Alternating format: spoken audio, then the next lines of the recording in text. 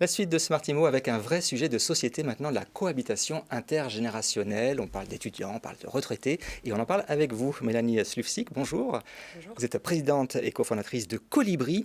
Alors vous proposez un site internet qui digitalise cette offre de services. Expliquez-nous. Exactement. En fait, quand on s'est lancé en 2019, on s'est rendu compte que le concept ne décollait pas. Et on s'est interrogé sur les freins, justement.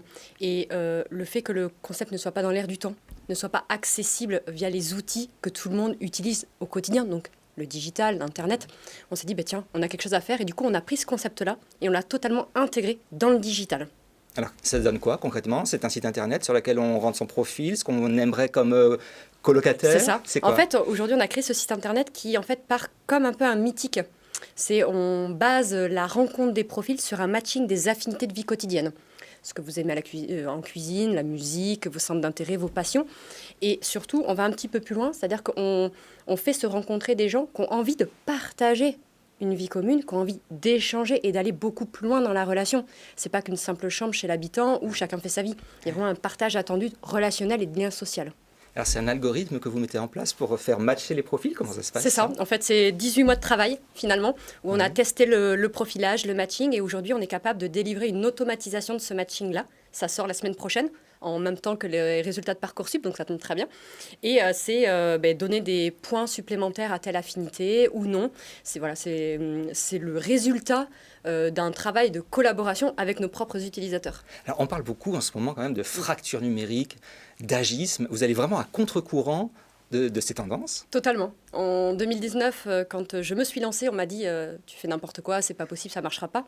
Mais il faut bien prendre en considération que les retraités d'aujourd'hui sont peut-être un petit peu moins à l'aise que nos enfants ou nous-mêmes sur le numérique. Mais les retraités de demain, c'est qui?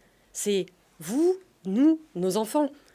C'est des geeks, clairement. Mon fils qui a 9 ans, il est toujours sur sa Switch ou sur son écran. Donc les freins de l'âge qui se posent aujourd'hui vont naturellement s'éteindre avec le temps.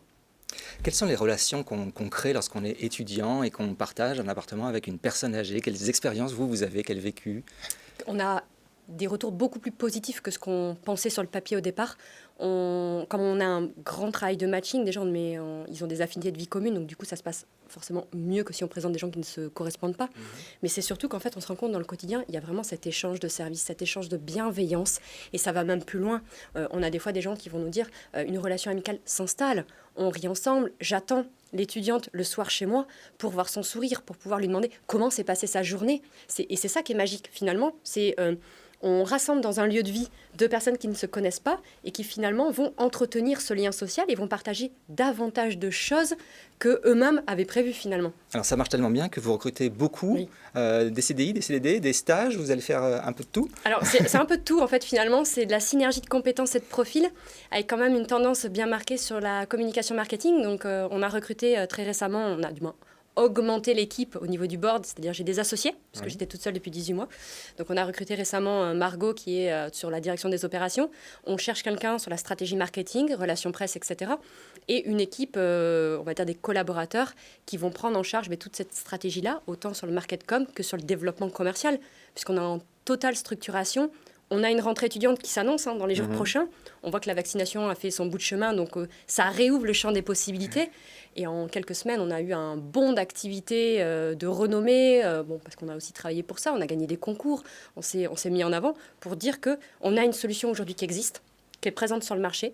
On la rend visible. Pourquoi? Parce qu'elle répond à un besoin et à une envie des jeunes et des moins jeunes. Eh bien, merci beaucoup de nous avoir présenté cette belle idée de cohabitation intergénérationnelle. Merci.